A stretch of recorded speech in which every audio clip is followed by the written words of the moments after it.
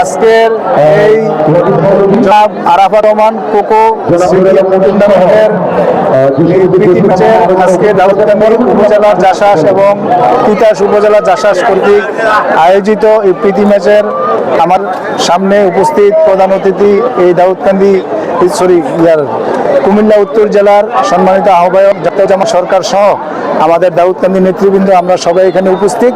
আমরা জানেন এই খেলাটা এই কেন্দ্র ঘোষিত আমাদের যেই বর্তমান ভারপ্রাপ্ত চেয়ারম্যান তারেক রহমান এই মাদকের বিরুদ্ধে যে লড়াই, এই লড়াইয়ের পরিপ্রেক্ষিতে আমরা এই খেলাধুলায় যাতে আমাদের এই সমাজ এখন মাদকে আসক্ত না হতে পারে, সেই জন্য উনি হাডুডু, ভলিবল, কাবাডি এবং এই ফুটবল প্রতি ম্যাচ এই 1432 খ্রিস্টাব্দে এই আমাদের নববর্ষ উপলক্ষে উনি যে 5 দিনের প্রোগ্রাম নিয়েছে, এই 5 দিনের প্রোগ্রামের আজকে আমাদের শেষ দিন।